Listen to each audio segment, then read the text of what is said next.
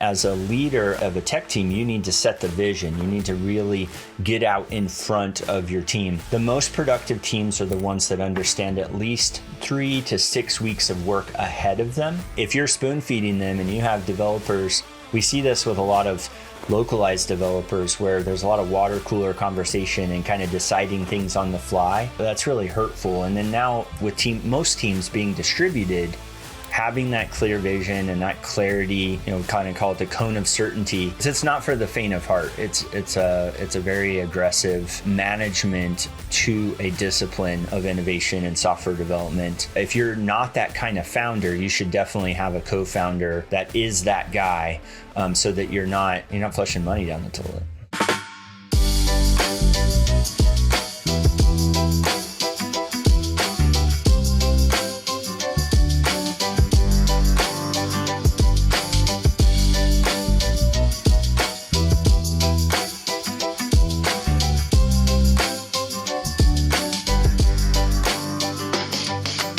Our guest today is a true serial entrepreneur. He's raised over $30 million across 5 startups and brings more than 2 decades of software development experience to the table. He's passionate about helping businesses set and crush their goals. And when he's not leading tech teams, you'll find him coaching his 2 sons' soccer teams. Welcome to the show, the CEO and founder of Particle 41, Ben Johnson.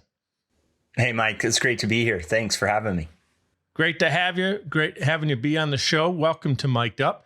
I want everyone to know Ben and I just met a couple minutes ago, so we really didn't get to dive into the conversation off camera. I saved it all for on camera. And I want you to know, if you're new to meeting Ben, as I am right now, Particle 41 is his company, as I just mentioned. I got that linked in the show notes. I got all of his social media. Anything that is a resource that he shares with us today will be in the show notes for you. So we'll get it nice and easy for you to find it right there in the description if you're watching on YouTube, or the show notes if you're listening in. Let's dive right into your story. I mean, I mentioned at the top of the show, you raised over $30 million across 5 different startups. That's incredible.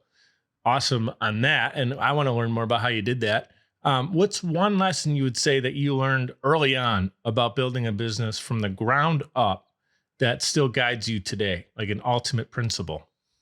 Extreme ownership. The cool thing about building a company is you just have to take responsibility for everything. You got to have one of the things I learned really hard was getting the investor module, I call it the module, like going in the matrix, figuring out the vocabulary.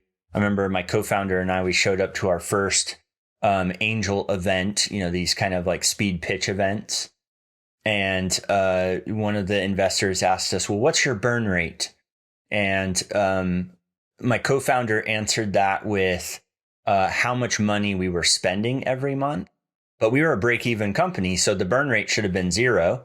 Mm-hmm. And we're like $100,000, and they're like, "Oh my God, you're losing $100,000 a month!" Like, yeah, you have to know the vocabulary to be able to hang in the investment community. And so it's something not to go in lightly. You'll burn a lot of exposure.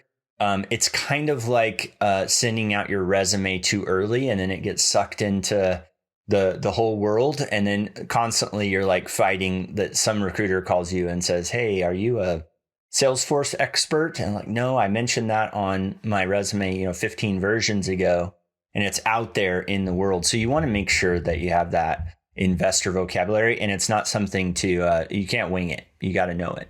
Right. And one thing I just talked to a friend of mine about earlier today, we live in a great time. I mean, in the last 30 years, what happened with the internet and just the finger touch, touch of a button, all the information in the world can come to you in seconds now. We got ChatGPT. There's no excuse to be prepared for a moment like that, right? I mean, there's information out there. Now, obviously, get the right mentor, someone who's going to teach you, someone like yourself we can learn from. I always share this on the show. Learn from someone who's actually done it, right? Sure. Don't tune into someone who's talking about an idea, or maybe they watched a YouTube video. No, they've actually done it, and you have actually done it. So let me ask you, when you were in that situation, you went in, you made that mistake, you learned from that now, hey, we're not going to not know the vocabulary before we talk to an investor or be in that seat. But even leading up to that moment, how did you get yourself in that seat to have that opportunity, even to make, a mistake like that? But where did you kind of cut your teeth in getting into investing? Yeah. So the first startup that I was a part of was a retail online travel agency. We were actually running this in a brick and mortar, it was a digital transformation for travel agencies, where typically, if you're old enough, you'll remember that there were actually these places where you'd walk in and see different travel brochures and go sit down at a desk and plan your trip. They'd book all your things. They'd give you a nice little envelope with all your travel stuff. Well, as that shifted to online, we had an opportunity to transition a travel agency to an online national retail brand. I think the brand One Travel is still around, although I think it's probably changed hands multiple times. But we built that from the ground up. And my mentor there, the CTO there, was he was a Harvard MBA, but an MIT undergrad, and he just kind of tore me apart and put me back together. He was from a Big Five consulting company before, and he really allowed me.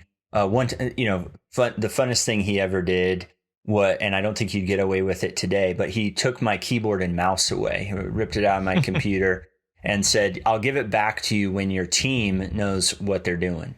Because he had come in and kind of surveyed the team and asked them and got this idea that nobody was clear, and they all said, "Well, you got to talk to Ben. He knows the next step." And they just weren't. They had a task, but I was trying to get everybody to make me productive rather than me making everyone else productive. So basically, to stop you in that story, so he did that. He took their keyboards away. No, he took mine away. Yours away. Why did he do that? So they couldn't like. No. So now I would have to lead them, and I'd have to help them establish their pace of work. I got it. And I was holding the architecture and the innovation plan and everything. I was holding that and just giving it to them in little pieces. So for a week, if I wanted to get anything done, I had to do it through my teammates. You don't know how to delegate, basically. That's right. And that's really cool. And so from that lesson, is that something now you've taken that and you've run with it? I mean, from that whole experience, how can I help my team be more productive? How can I set the vision and set what we're trying to accomplish, and then let the best idea in the room win, even if it's not mine? Mm-hmm. You've led multiple efficient tech teams. You're making it, it's obviously easier said than done, but you've done it over and over again. What would you say are some of the common mistakes? We talked about a mistake, when you get in front of an investor, but what maybe a mistake we can learn from? We're going to learn from your mistakes so people don't make the same one. Yeah. When you're leading a tech team, maybe they're trying to scale their dev teams, how can they avoid some of those mistakes? Yeah. So the great thing about software development is that there is an established process. So we have Scrum, we have Kanban, we have all these tactical procedures. Those are important. So picking one of those and adhering to it. And at the beginning, when you learn a martial art, it's very militant. Like, it starts out very militant. As you become more proficient, then it's a little more fluid and flowing. So at the beginning of setting up a team, you have to be a little more militant. You have to have meetings. I hate to say it, but meetings for the sake of meetings. Like, hey, we're going to have a planning session. It's always going to be on this time, on this day. It's going to be this long. And as that muscle memory starts to set in with the team, once our teams are functioning for a couple of years, maybe even just 6 months, then they start to flow really well. But they have that basis of ceremony and process. Entrepreneurs that don't understand that are going to be in a disadvantage, because there's a language that comes with that. There's an approach that comes to that. And as a leader of a tech team, you need to set the vision. You need to really get out in front of your team. The most productive teams are the ones that understand at least 3 to 6 weeks of work ahead of them. If you're spoon feeding them and you have developers, we see this with a lot of localized developers where there's a lot of water cooler conversation and kind of deciding things on the fly. That's really hurtful. And then now with most teams being distributed, having that clear vision and that clarity, kind of call it the cone of certainty, that's, within 30 days, everybody knows exactly what they should be working on. At 60 days, they probably have some good idea. And at 90, they might be very unclear. And that's okay, because we need to be clear just in time to do the work. But yeah, really digging into that process. It's not for the faint of heart. It's a very aggressive management to a discipline of innovation and software development. And so if you're not that kind of founder, you should definitely have a co-founder that is that guy, so that you're not flushing money down the toilet. Right. That's a really great point. I mean, you got to know your superpowers and know your deficiencies, right? And whatever it is, if you're not the guy who's going to organize and build out team meetings and structure, find that guy or gal on the team that can.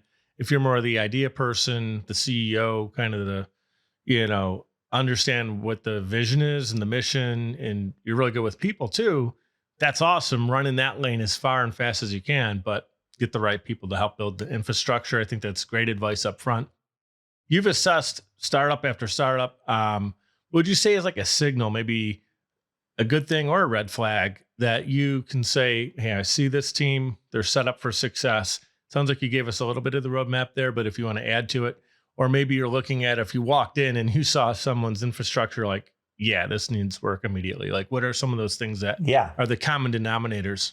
Yeah. So I would look for that software factory process. Do these folks know how to build software quickly? Because we need to have a critical mass of features before the money runs out. So I'd look at how the roadmap reflects the runway. So how much money does the startup have, and how many features, and what do they think those features are critical to growing their revenue?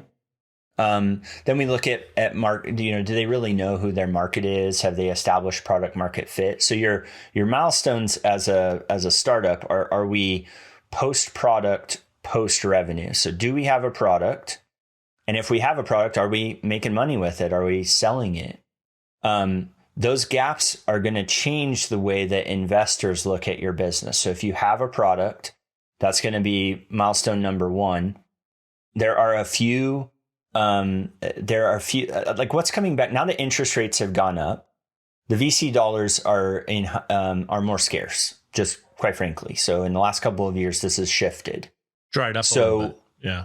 So if you look back to when the interest rates were last high in the software development sphere, in the entrepreneurial sphere, there was this wonderful content called bootstrapping.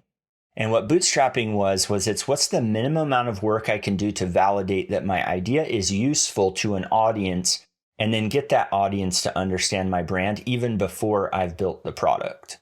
And that art kind of lost its way in the last 10 years when we were able to go to a certain quadrant of investors that were willing to invest pre-product. So they were willing to give you the early dollars to allow you to build your product. So an idea would be evaluated, and then you'd be able to, that is rougher now. So a guy with an idea, it's hard to go get those dollars. So then you end up having to self-fund, do a friends and family round, do something to get to that post-product milestone.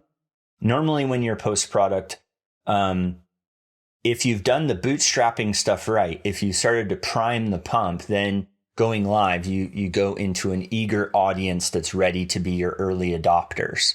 And that's an art, man. That's not I think we need to bring some of that bootstrapping back and have entrepreneurs really focused on, do I know who my audience is? And I'm essentially building this for people who are waiting for it. That's super important, so that you go from post product to post revenue in a really short gap.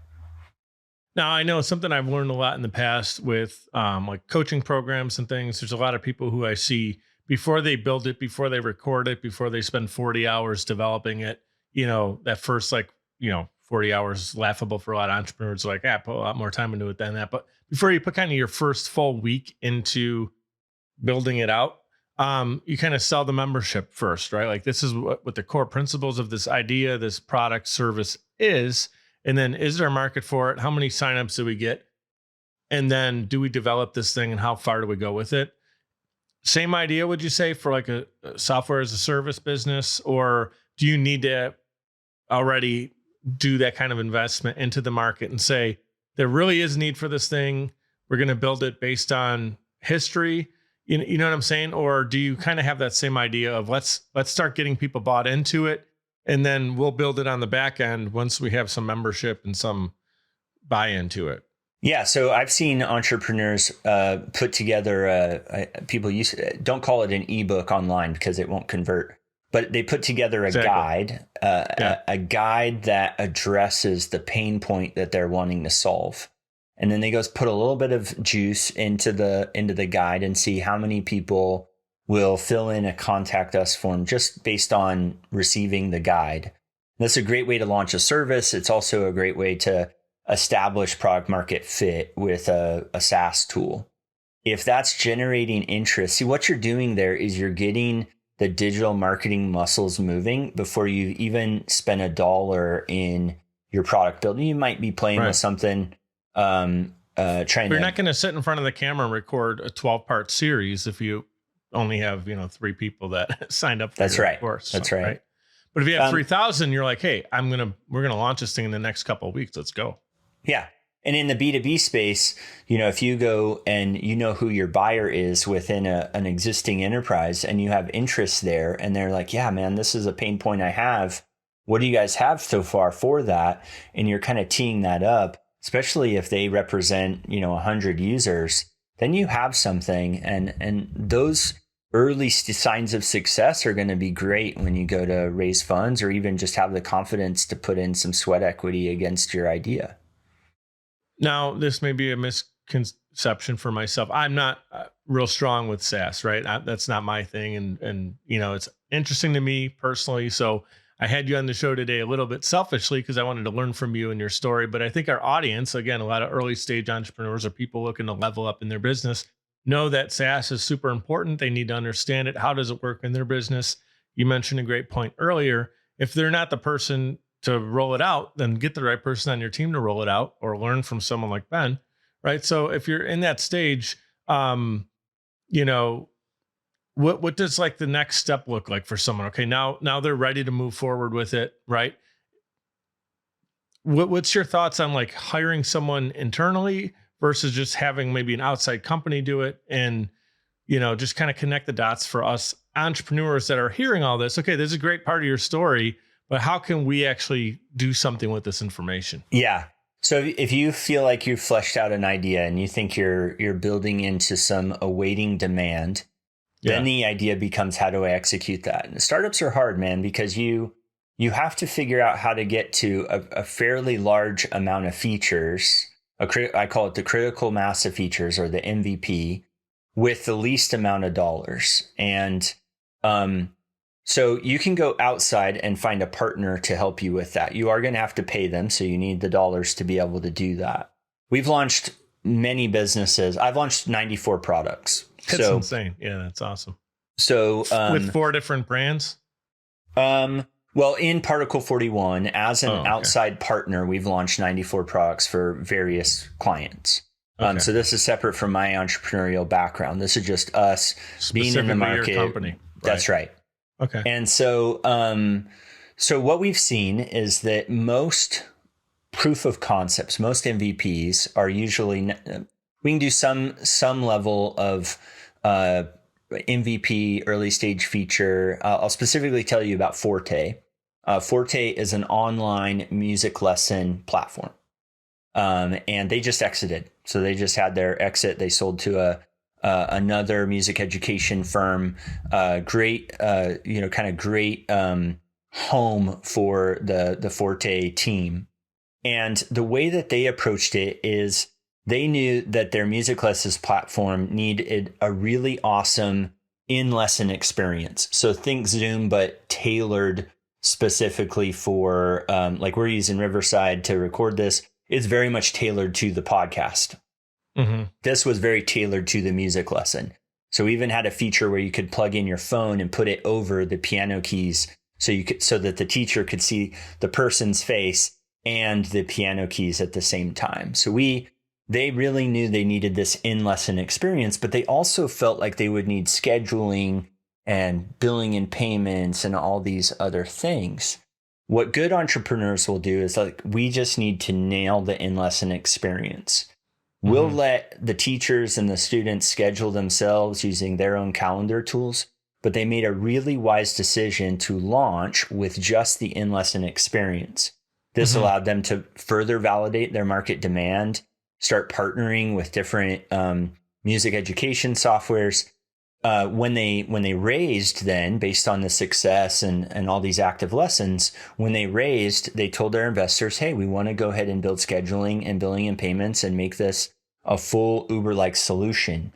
So they just chose to make the right investment at the right time.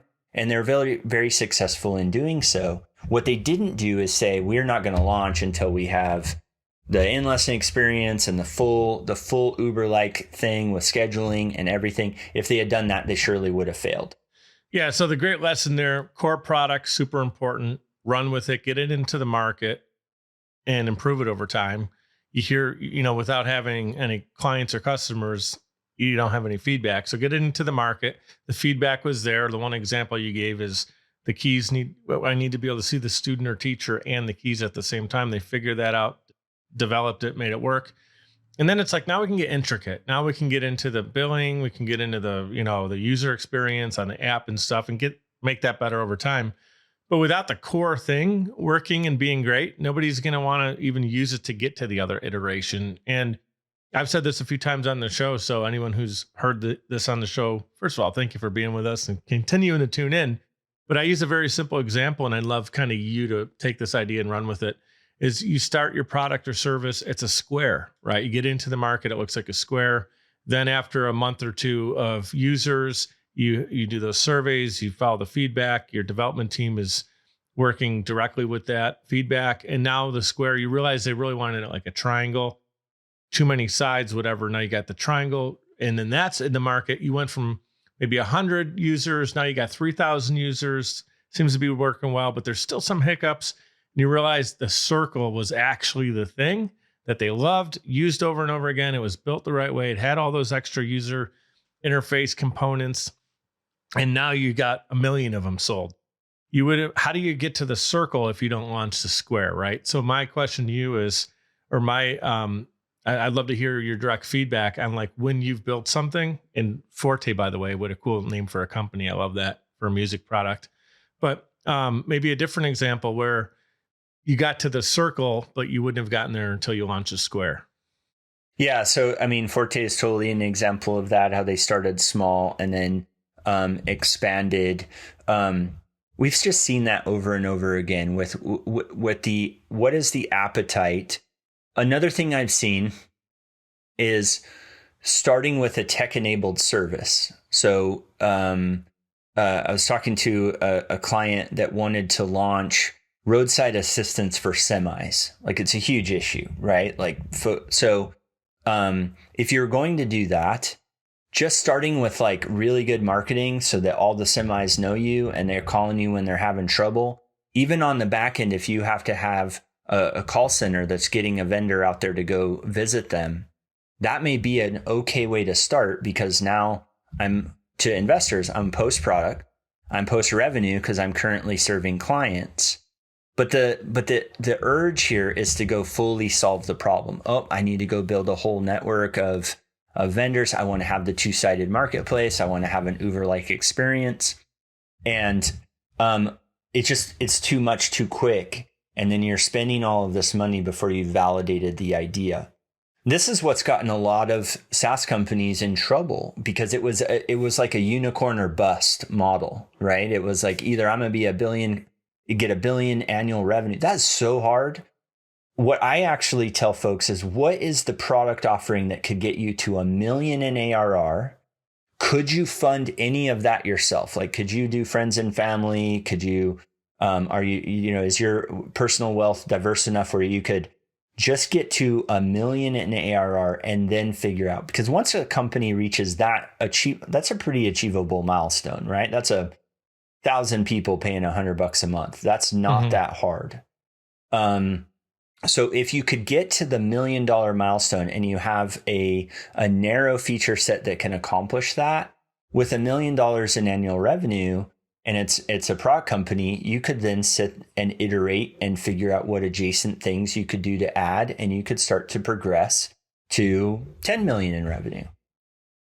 So thinking that way, like thinking of $1 million in ARR and then working backwards and validating your idea with that kind of goal in mind is a great way to ensure that you don't overwhelm yourself with the broader vision that you'll eventually get to, but you need revenue to get there. So yeah, I just think that starting small is the key. Starting small, but with the core need that the users will connect with. Mm-hmm. That's great advice, man. A lot of good stuff here to go back and even listen to again. Make sure you're downloading that information in your brain of setting it up, the core principles of building out the team, the infrastructure, and then once you're in development, how to continue to go back, follow the feedback, build the great product, have the core service, get the iterations going, right? And then you said, like you used that example of 1,000 users paying $100. Now you're in a spot where you actually really have something. Now at that point, what do you find in your industry that people do need the investors the most for? Like, okay, if you're making that revenue, a lot of people would be extremely happy to make that, depending on the size of your team. I mean, if you have 3 people on your team, that company's kicking ass. If you have 1,000 people on your team, you're barely paying payroll. So what's that next step look like? Why would someone need an investor in that exact situation? Yeah. So investors never want to support your lifestyle. That's not what they're here to do. They're not they're not an employment insurance agency, right? So if you've established that $1 million in ARR, you've shown, hey, I got product market fit for my first 1,000 users. They're paying me $100 a month. I could continue to innovate and serve this and have, lower margin, and I could make it work. I could pay myself a small salary. I could pay a small team to continue to innovate. That's when an investor is going to go, but what if? Like, what if I gave you $1 million? What if I gave you $2 million? How could we put some fuel on this fire? And then that's mostly going to sales and marketing, bringing up your customer service team a little bit, maybe going ahead and building the features that you thought would be in year 2, year 3, year 4, bringing those into the current product development pattern. That's what investors are there for, and that's what they want to do. They want to be the backpack on hungry entrepreneurs that are starting to show signs of success, and they want to help you juice it. They really don't want that pie chart to be 50% development and 15% marketing and 15% operations. They don't want that. They want to see that, okay, there is a core thing here and it just needs fuel. And when you hit that $1 million in AR, there's a whole swash of institutionals that would love to talk with you. Given that you see that your target market is big and that you have a plan for going after it. Like you created a flame with, a couple sticks, maybe a lighter, and they see that it works, and now they want to turn it into the bonfire, right? And they're just going to help you fuel the fire. Totally. That makes a lot of sense, opposed to them, spending the time that you're going to stand there trying to put 2 sticks together to maybe make that fire happen. It happens once a month. It happens here and there. No, those things proven to work every time. We just want to make it bigger and get it in front of more people and turn it into a revolutionary thing, right? So that makes a lot of sense. Talk a little bit about yourself, though. So you've done this many, many times, and really cool to hear that you worked on how many different products or services did you say? We've launched 94 products to market. Almost 100 products. I mean, that's insane. Talk about yourself as the entrepreneur, though, and also a coach. How do you stay, you're constantly productive and you got a lot going on, wearing many different hats, but you also got to stay balanced. You mentioned coaching your son's soccer teams, right? I mentioned it at the top of the show. It's soccer, right? Yeah, they were soccer. I probably need to update so I have four kids, 22, 19, 22, 19, 11, and 6. And so I got a wide spread. So I follow. That gets to me to my question, though, is you got this beautiful family and you spend a lot of time with them. You're scheduling time with your kids, which is awesome, coaching them as well. So how do you do that? Plus your teams are getting your time and attention, and you seem really cool, calm, and collect, at least right now in this interview. I know when things go sideways, it's a little different, but it sounds like you got a really good thing built. People want that for themselves so they don't burn out. What are some things, infrastructure that you either maybe you didn't even think about it that's in place, but things that you have put in place? My guess is, knowing how calculated you are, there's a reason that you're able to do all that. Yeah, no, I really appreciate the question. Accident. It's not by accident. So I have a 4 pillars approach: faith, family, fitness, and finance, in that order. So that's the hierarchy: faith, family, fitness, and finance. And I've spent over 300K in personal development content. I'm in 2 different masterminds. One is for faith-based business owners called Rise Up Kings. It's awesome. It kicks off with a boot camp style event, 3 days. You get dirty, you get uncomfortable. And the associations I've gotten from Rise Up Kings are phenomenal. So I love that. They've taught me a lot about EOS and ways of running my company effectively so that I could achieve freedom. So my morning routine is very much, I'm aligned in that mastermind group with a handful of guys, 1,500 guys that all follow a very similar pattern morning routine, where we're getting up, we're reading our Bible, we're having our fitness. We're getting most of those 4 pillar things addressed before most people wake up. So I'm a 5:30 guy. Other guys are 4:30 guys. Probably 1 or 2 or even earlier than that. But we want to break our day up into 3 4-hour blocks so that we can maximize. So my first 4 hours are early in the morning, really focused on, and if I do that, then my whole time management is on point. Like if I've gotten up and I've had an exercise and I'm kind of addressing my morning routine, I'm not going to spend the afternoon scrolling for 20 minutes because I'm just locked in. So I think that's huge. Then since I run a services company, Particle 41 is a services company, I'm in another mastermind called Collective 54, which is specifically for how to grow, how to build, scale, and exit a services company. And so there's some great mentors in that group that are helping people with those 3 stages of growth. And we were just at a summit a week ago, really hearing from folks that had traversed that trajectory, and talking about how our businesses are evolving with AI and how we really manage an effective services firm. By far, I think the short thing is finding masterminds that really, where you can find common associations of people who are giving you information, and investing in yourself in that way is super huge.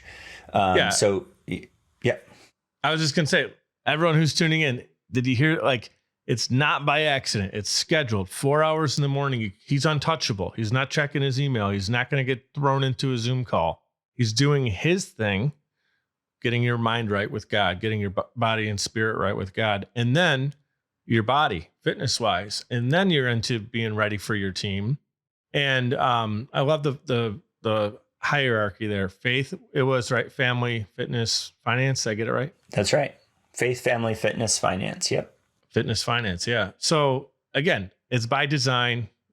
Sometimes we get lucky, things happen by chance, but if you're going to try to be successful by chance, good luck. We wish you great luck, but that's not how Ben got to where he's at today. And and there's so many great patterns. One of the things I teach when I coach is this EOS Light strategy. What are your mission, vision, values? What are your annual goals? What are your quarterly rocks? I didn't have to go invent that to be an effective entrepreneur. I could just go read Traction and I could go tap in. So I'm a big lover of frameworks. When I learned about OKRs and read Measure What Matters many years ago, I put my sons, my 22-year-old, my 19-year-old, I put them on OKRs. And I got them thinking about, well, what is your goal? So at 16 or whatever, when I read this, my oldest son was like, I want to be a professional video game player. Okay, cool. That's a great goal. I'm not here to poo-poo on your goals. I'm here to say, well, how are you going to measure your progress towards that goal? Mm-hmm. And it was hard for him. He's really thinking about, well, I guess I would have to play competitively more hours in the week, because right now all my hours I play are casual. They're with my buddies. They're not competitive. And in a specific kind of game, right? If you're going to be, I'm guessing someone in that job is going to be tasked with maybe like sports games or first person, whatever. That's right. Yeah, it's not just general video game player, right? It's going to be very specific to what he's. That's right. Maybe he's, I'm sorry. Yes, no, it's fine. He signed up for a league. He started clocking his hours, tracking it. Every week we'd be like, how many hours were you competitive this week? Like playing with a league in a way that is competitive. He started tracking that. Then these teams are not well organized, right? They're coming in, they're coming out. There's drama that he's experiencing in that culture of amateur competitive video game playing. So he comes back from the year and he's like, yeah, this isn't what I want to do anymore because this is toxic. Great. Like now as a dad, has the clarity. That's right. Now as a dad, I don't have to tell him how bad his goal was. I'm just like, sweet. He learned about how hard it is to organize people, to do competitive things. Like the amount of growth that he went through that year to try to accomplish his goal was phenomenal. And so now as he applies himself to other things, I always see that team leader mentality that he got back from being 16 and having an OKR. And then that pattern of, okay, what's your goal this year? What's a BHAG? What's a big, hairy, audacious goal for this year? And so the result of that is he graduated last year magna cum laude from his undergrad program, because to be a physical therapist, you have to have a 3.8 or better GPA, or you're just not getting into postgrad. And now he's in his postgrad, and he'll be a doctor of physical therapy in a tight 6-year window, because that's the goals he's been setting with specific outcomes that he's looking for. So if he's looking for stress relief when he's studying for an exam, he can play video games. Perfect. But there you go. It all ties back together.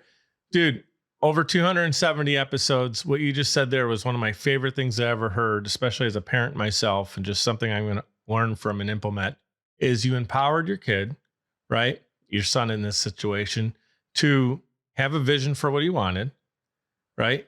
You gave him a framework to work within to really understand, if you want to do what you want to do, let me help you get there, but you got to do the work and figure it out. He did that. He discovered, this isn't actually what I want to do. Like, I thought it was going to be something different, whatever. That could look so different depending on whatever that field is. But he didn't not get there because his dad said, nah, you don't want to be a video game player. You want to get a real job. Like, you didn't turn him off of it, because had someone done that, right? Had a parent gone that route, or even if he was trying and it wasn't really all that successful and you kind of talk him out of it, the rest of his life, he's going to think, I could have done that, but my dad kind of didn't support it, or I had pushback all the time. No, you went all in and said, we're here to support you. Let's figure it out, make it work. He got as far as you can get, competitively played, and then realized this is a toxic environment. I'm not happy here. And he found this whole other career path that he's now aspiring to be. Beautiful. That is one of my favorite things that came out of here, because as a parent, that's an amazing example. Thank you. That's why I love doing these interviews. The stuff that's not planned to talk about is a lot of the juicy stuff, if you will. So anything else you want to add to that? No. I think there's a cool framework called it's KAP, Copperman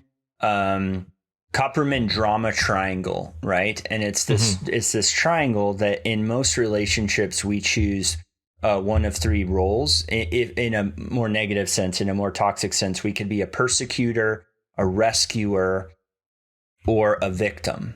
These are not the positions you want to be in. But in most relationships, if we're not attuned to this, we could pick one of those roles. So parents often almost like by default, right? Like you didn't even realize. Yeah, by default. I would say somebody who hasn't gone through some personal development training would just kind of naturally land in one of those. So if you're in your relationship as a parent or spouse, then you'll start to play off these dynamics where maybe one person's the victim, acting helpless so that the other person will rescue them, or you're the persecutor. Hey, this isn't done right, So then the person, well, I can't do it right. So now you'll rescue them. See, so it's a triangle. You'll kind of trade this trade across this drama triangle. The transition is, rather than a persecutor, I become a coach. So rather than a rescuer, I become a challenger. Rather than a victim, I become responsible, right? And so there's this shift that you make to these other functions, and then you have to have some guardrails. So the difference between a persecutor and a coach is I don't solve your problems. I ask you questions. I don't give you advice. I share experiences. We expose it, or so you ruminate on it. Yeah, we get it out into the open so you can think about it. Where it might have been held within. You knew it's there. It's in the back of your mind. You help get it to the forefront. That's right. I stay in my circle. You're in your circle, and we're collaborating through to the outcome that you're trying to achieve. So if you do this in your family, man, you will have a world-class marriage and a world-class parenting, because you're not there to rescue your family from all of their struggles. You're there to coach and share, oh man, when this happened to me when I was 6, I had trouble with this too. And so this culminated in this past weekend, my son, my 11-year-old, had gotten his football stuck on the roof. And there just wasn't any way to get it down. It was between the pergola and the roof. And so I put the ladder up against the roof, and I'm like, you're going to climb up there and you're going to go get your football. And he got about 3 steps up and he went into straight fear. I mean, we're talking full lockdown, screaming. I was like, knees buckled. Oh yeah, totally. Just like, and of course he's wearing Crocs. He's like, Dad, I'm not going to do this. Can I go get on better shoes? Yes. Okay. Like, I'll de-risk the situation. Go get on better shoes. But he was on that ladder for 20 minutes. Huh. And so as a parent, I could have been like, okay, put you out of your misery and I'll go grab the football. But there was something more at stake here. It was him overcoming this fear of what was like 10 feet of height, totally safe. I knew there was no real risk. And I just kept saying, man, I am not going to let you down. We're going to be here until you overcome this, because I know how good you're going to feel. The greater the adversary, the greater the victory, right? The greater the adversary, the bigger the hero. That's why Superman doesn't fight weak dudes, right? He fights really villainous.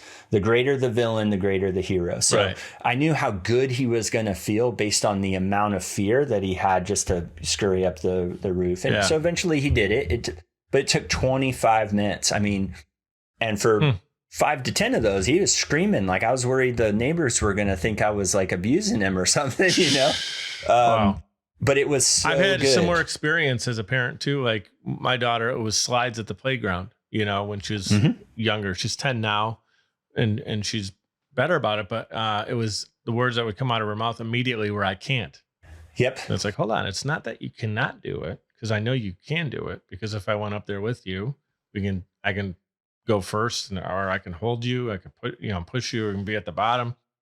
So I know you can do it, but it's just a matter of getting yourself up there to go through it. So we started to take the word I can't, or the word can't, out of her vocabulary. Sometimes I'll say it quickly, accidentally, in a different scenario, and she's in the back seat. Oh, she catches me, which I love. That's great. And I'm like, yes, thank you. And then I'll correct myself and get in the right mindset. But whether it's a slide, a ladder, or something else in life, allowing your kid to get through that teachable moment is so important, because they're going to have other things in life that they're going to just remember. Like, they're going to hear maybe your voice or their own voice saying, yes, I can. And it's going to be challenging, but yes, I can. And the thing I taught her too is there's no guarantee that everything will work out, but I'll tell you what, if you have the yes, I can attitude and give it your best chance and best shot based on the scenario, you do your best you can, your chances of getting it are so much closer than the person who closed off all opportunity or chances. They have a 0% chance. So I'm like, look, in life, we're not always going to get what we set out to do. But if you believe in it and you give it a try, your chances are way above 0. If you say I can't, you turtle up, it's always 0. Yeah. Yeah. And totally. that's what your son was dealing with in the on that ladder that day. Very viscerally. Yep. What would you say? We're going to get to a lightning round here. We're going to give our sponsor some love, and I know you got to run. Before we do that, one initial step for a tech company, someone right now tuning in, they have a great idea. It's not in market yet. It's in development.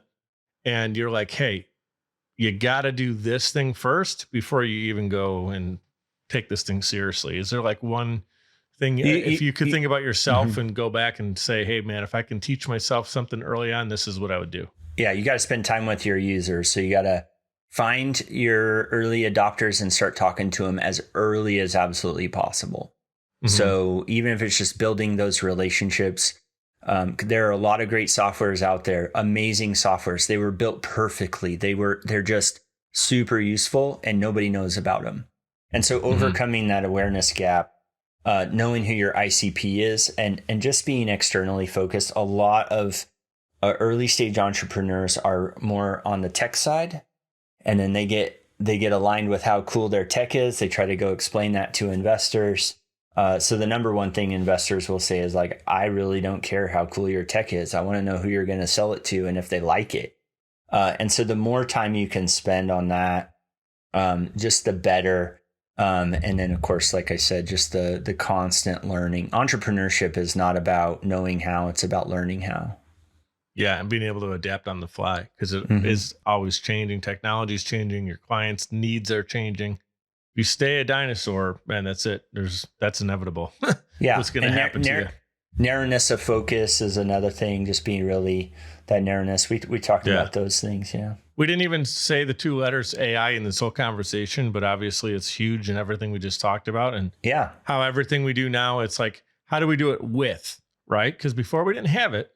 We're still going to do a lot of the same things, but now we're doing something with AI because a lot of the people I've talked about turtle up earlier, there's a lot of people in business and entrepreneurs I've talked to where they're kind of afraid of it and they're turtling up with it. Yeah. And it's like, hey, look, we're going to use it as a tool. Like we have a computer on my desk right here.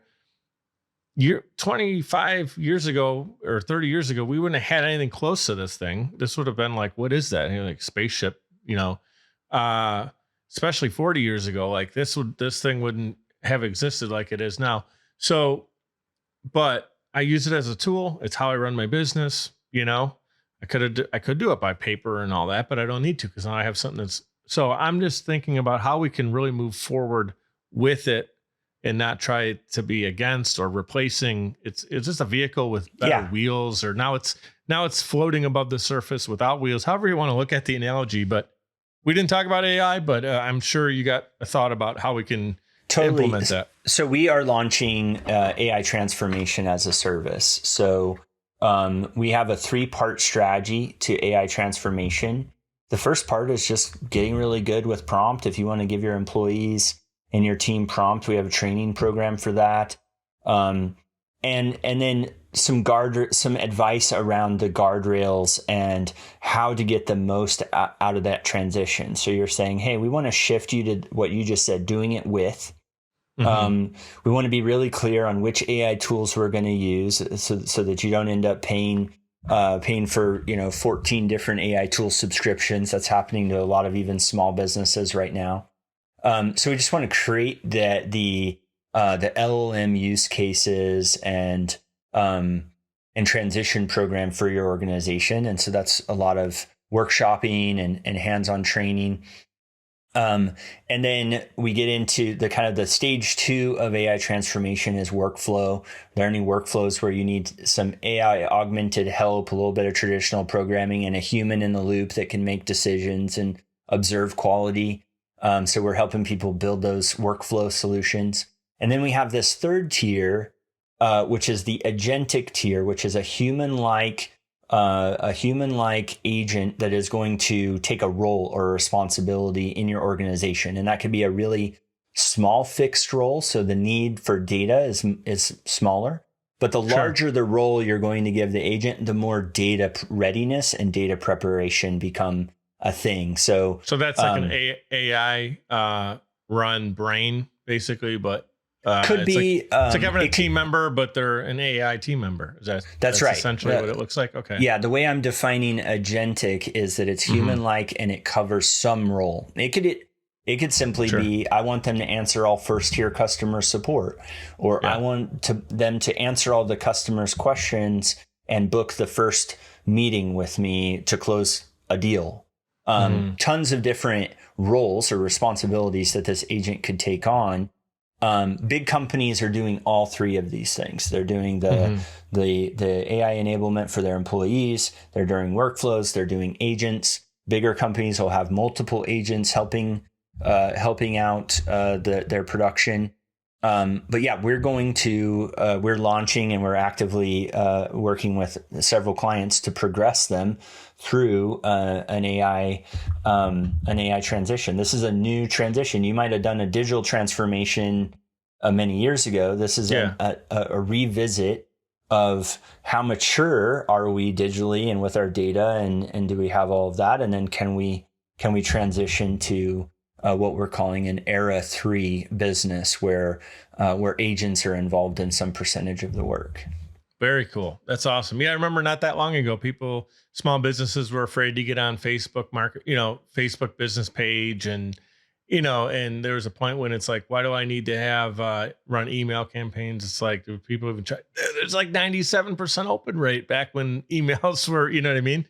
Like the early days, and even now email marketing still works all these years later. But there's always that initial pushback, and then it's everyone's going to do it anyway. So do you want to get in at the end and try to squeeze into a seat, or do you want to be like really up close on the, I keep envisioning like a vehicle. Do you want to be closer to the pilot, or do you want to be like trying to grab onto a seat and not even have somewhere to sit? Like AI is already in motion. Where do you want to be on that plane? Right. So that's kind of the idea. And I think, in the past, until recently, we kind of, as a culture, we kind of like all technology is good. And if you've read any science fiction, like Neil Stephenson, what you get or watch The Terminator. Let's just say, watch The Terminator. Yeah, not all technology is good. This AI girlfriend. This could be very difficult for young teenage boys that find these provocative AIs that now they have a girlfriend and they're chatting and they're getting spicy photos. That's going to be very, very difficult for our teenage boys to navigate, because it just pokes you right in the frontal cortex. New challenges that we have to learn how to, deal with. And that's it. The kids are, our youth needs to figure it out. Parents need to learn how to do. There's going to be new parenting. Already there is. Like, we need to be ahead of this stuff, because like what you just said exists already. It's scary. Yeah, and that's an extreme example, but it's a real one. It's a real one. But even just like God always teaches me things where it counts the most, in my wallet. And so my 11-year-old, he played Xbox over the summer, pretty much unmonitored. Like, we knew he was playing with his friends, we could hear him, but he just, went on a tear with Minecraft and Roblox. And then all of a sudden I start looking at all these Microsoft charges. Well, he had been buying Roblox, like, oh my God. So I went and tallied it. He spent $5,000 over the summer in Roblox. Holy smokes, man. And my daughter just asked me the other day to do like $5 at a time. And we sit down and it's like, is this something you're even going to think about tomorrow? Right. Because it's in the moment. I need this thing. I need this robot. And then tomorrow I'm like, you're not even picking the character that you asked me to buy yesterday, but $5,000, man. She could probably have done the same thing if I wasn't looking, but you're right. So I had already been kind of thinking and meditating on how passive my parenting was in this particular category. And so I had to, my wife and I sat down in 24 hours and we created a new program. I downloaded an open source software. I hosted it here at the house because I have the means to do that. It's a little open source software called Habit Trove. And so we put all his chores and habits. We put similarly like coin values that were kind of similar in scale to the amount of Robux he had been buying, right? Yeah. Mm-hmm. And so he had to earn 330,000 coins in Habit. It took him 3 months to do it. And now we're figuring out, okay, well, how to could kind of he pay back the $5,000 of to pay real back money? the $5,000. That's right. Okay. And so now my wife, that's awesome that you did that. That's so yeah. cool. Yeah. Now my wife has like the dishwasher's unloaded in the morning. It's loaded at night. The trash is always taken out. And so now we're going to say, you just gave me and a lot of parents tuning in light bulb. And yeah. And so now what we're going to go to is if during the week he earned enough tokens, then he will get a proportionate, based on the amount of tokens he earned, he'll get a proportionate hours. So I think, the way we're thinking of it is like 6 hours that can either be spent Saturday or Sunday if he earns a certain number of points. If he's short on points, then he would be shorted on hours. And so he's going to earn his, and we're pretty much focused on because our life got so much better. The first couple of weeks where him and his sister had to kind of figure out how to entertain themselves without the digital tools, those were rough. But my wife and I were kind of mentally prepared for that. And so there was a lot more conflict in the house, a lot of screaming and picking on each other to entertain themselves. This is how the football ended up on the roof, isn't it? That's right. That's right. And but over time, he resettled in. He read a couple books. I mean, just the amount of value time he exchanged for his valueless time was really awesome to see. So much so that I'll never go back to that kind of passive, unbridled time. So what you just shared right there is an awesome thing where any parent, I don't care how financially successful you are, if your kid spends $5,000 over a summer that you didn't expect was going to be spent, that's a huge, oh my God, what the heck? And especially if it's not something, that you had extra money, that they burned and you didn't know, that's huge.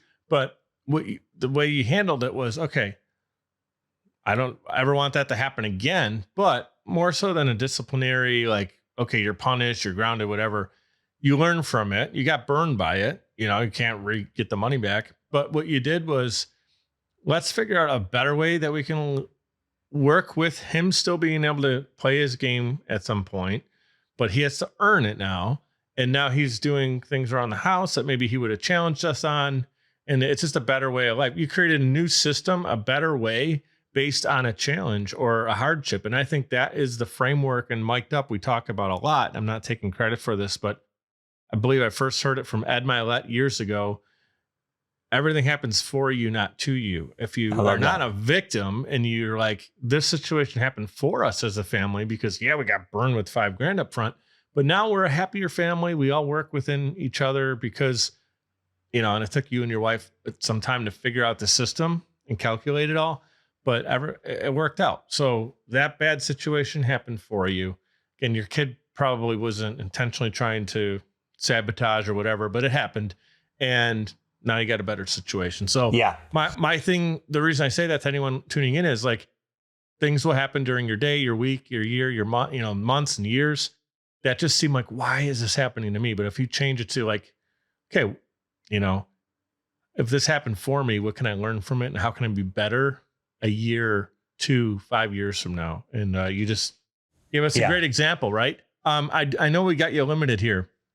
We're going to give some love to our sponsors, socialchameleon.us. That's my podcast agency that's producing Mic'd Up and many other business-to-business podcasts. We work with entrepreneurs and businesses and brands. You press record, we handle the rest. Podcasting done for you. Check us out at socialchameleon.us. You press record, we handle the rest. Also, I mentioned it.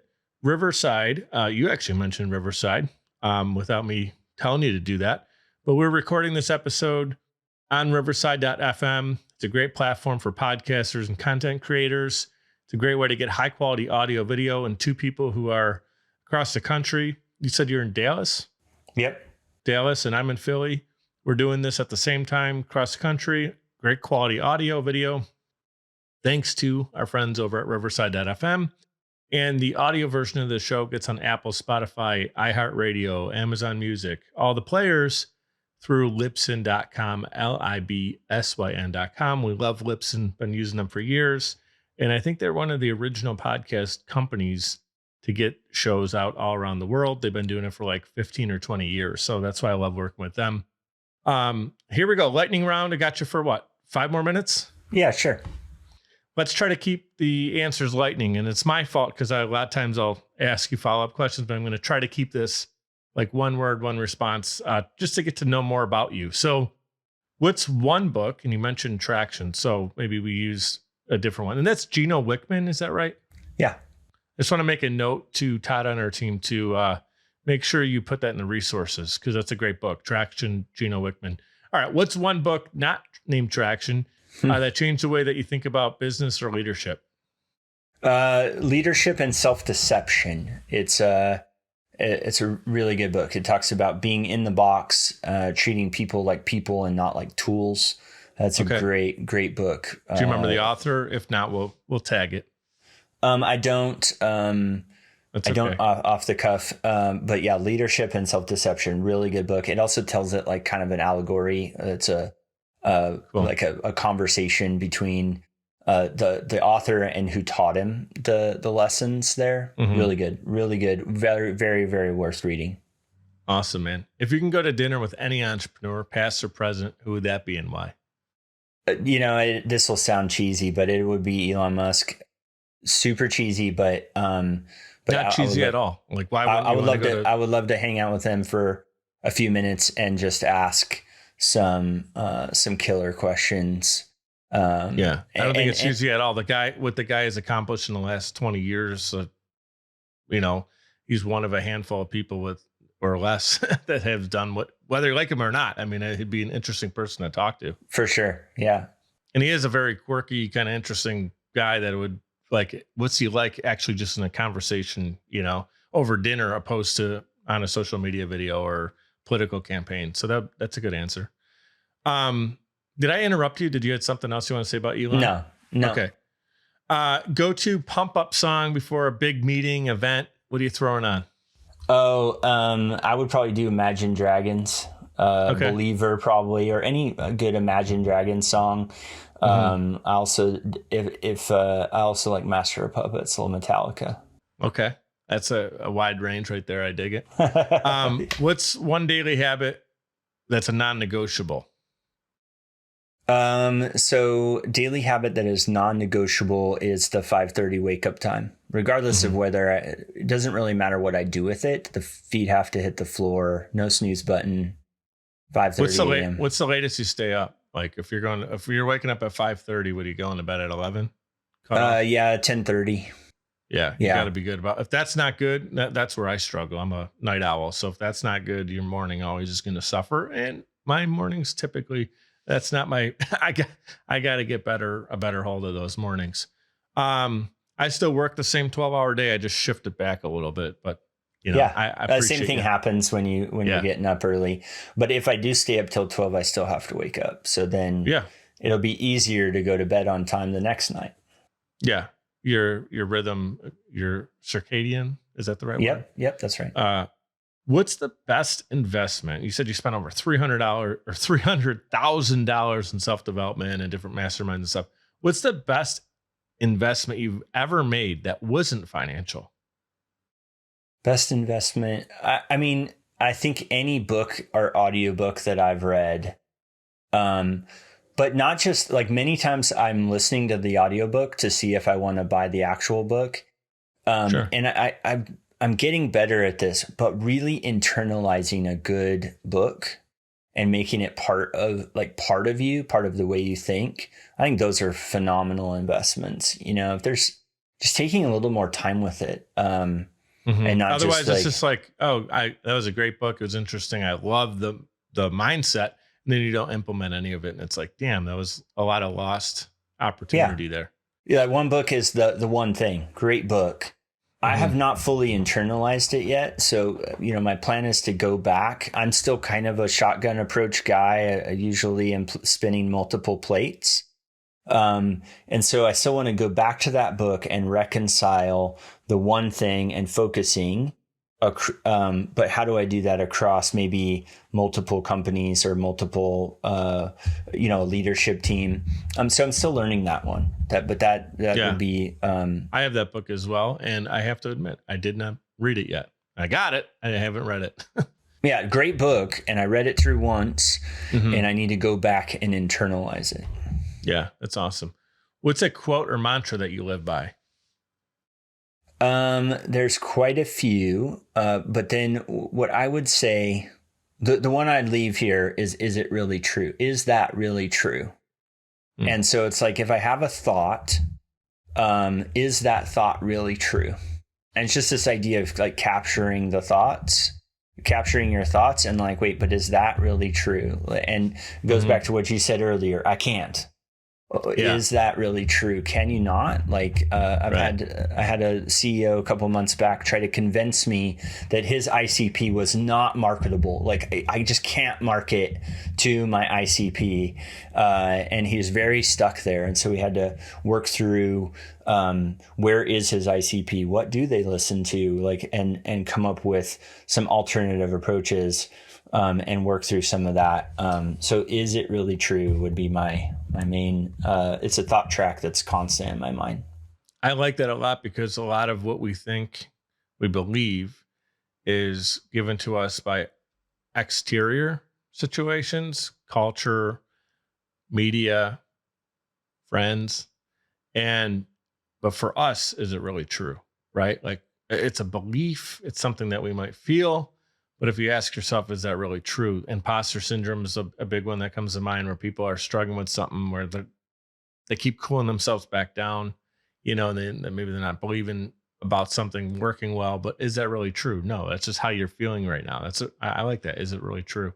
What's one thing that people would be surprised to learn about you? We spent an hour together just now, but what's one thing that you would tell me and I'd be like, oh man, I had no idea.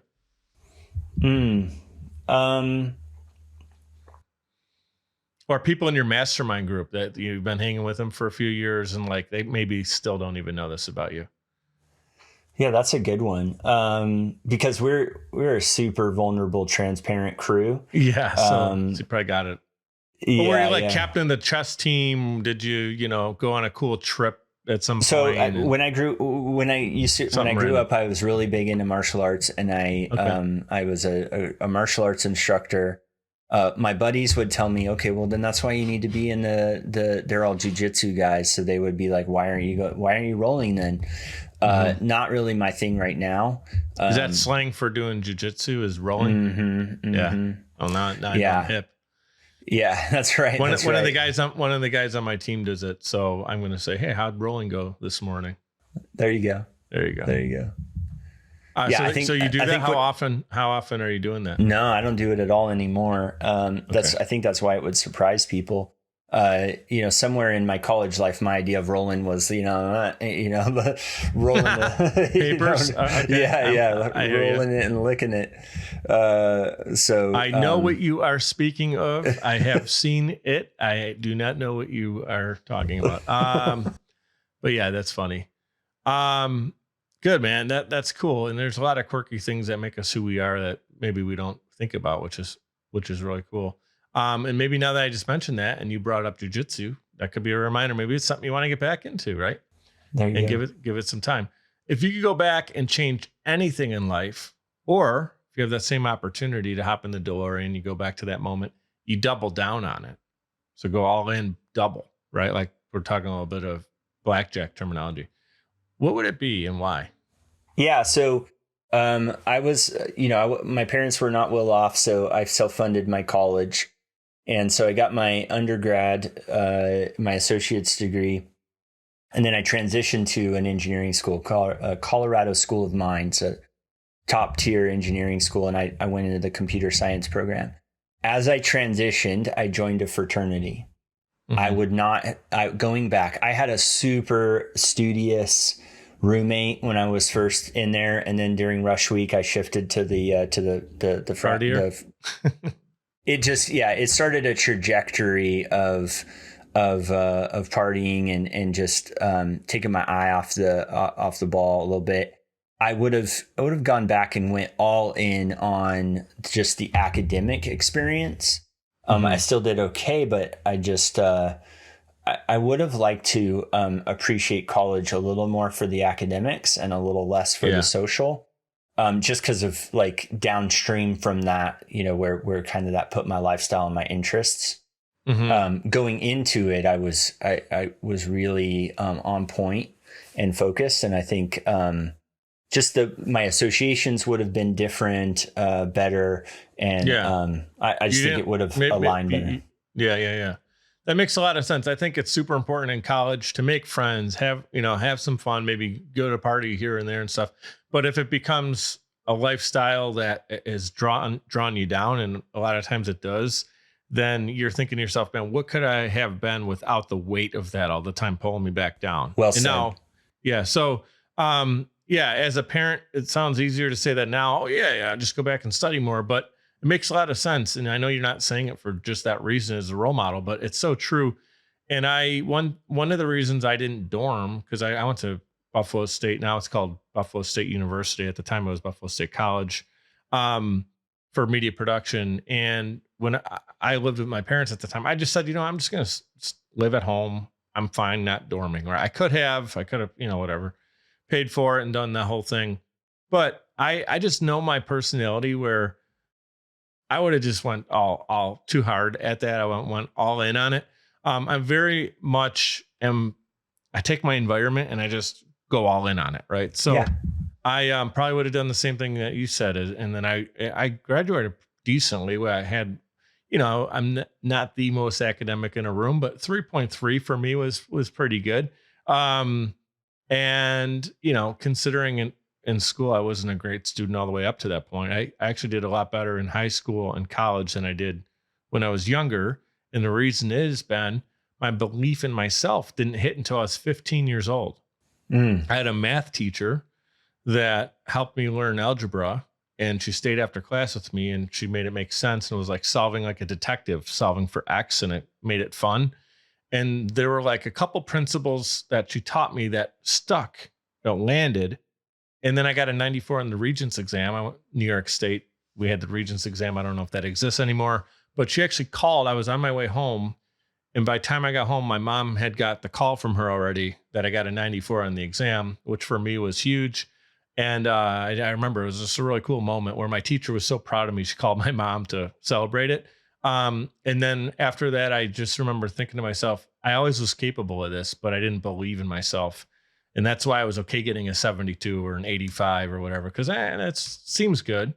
But like, I was capable of 90s or above. And then after that, in high school, the rest of my classes, I got 90s in. Yeah, cool. My think shift. That's really cool. I appreciate you sharing that about if you can go back and change it. I think a lot of us can learn from those moments. Last thing, anything you want to share that we didn't talk about? You're like, man, I'm going on mic'd up today. I got something I really want to get out there, and we didn't talk about it yet. What I'm most jacked about is this AI transformation program that we're starting. And so I was already able to share about that, but yeah, we would just love to help clients with AI transformation. And I get absolutely jacked seeing the from to and all the positive outcomes that come out of that transformational process. And then I love, coaching folks. So I'm super easy to connect with on my LinkedIn. There's a book appointment link. And you just book a meeting with me and show up, and then we can dive right into anything that's holding you back. And so, yeah, I love connecting with folks, and I'm really easy to connect with. Well, you're gonna have one more meeting, myself, booked immediately after this, because I want to see how we can even implement. We're using AI a lot in the agency at Social Chameleon, with show notes and with subtitles, and some of the stuff is AI. But there's the human element. We're still managing it as a human. We do appointments, all kinds of cool stuff, and implement technology into it. But I would definitely love to learn from you and see how we can do even better, and be someone who's sitting up on that, that vessel closer to the pilot, and not trying to grab on and hang on to the bumper. Sure. So I definitely love that. And 100% of everybody who's listening to this episode can benefit from that. Because as we said, this isn't, is it going to happen? Is it not going to happen? It's happening, whether you want to be a part of it or not. It's happening. And then how can you be better in business with AI? And if you got something like that you're teaching people how to do it, I definitely put that in the show notes. And I personally would love to learn from you. So let's keep the conversation going, man. I really enjoyed your time today. I thought this was a perfect blend of kind of off the cuff and some things about your business and your background that people can really learn from. And then my challenge to everyone tuning in is don't just let this be that book you read. Don't just let this be the podcast you listen to. Take a couple things and implement it into your life that you learned from Ben today, maybe some of my stories and feedback, and do something with it. And then the reason that I did this show is coming to fruition because I want to help people out. So Ben, thank you so much for your time. I always end the episode with be great and be grateful. I'm grateful for you being on the show, and I'm adding this one now. God bless. Thanks, Mike.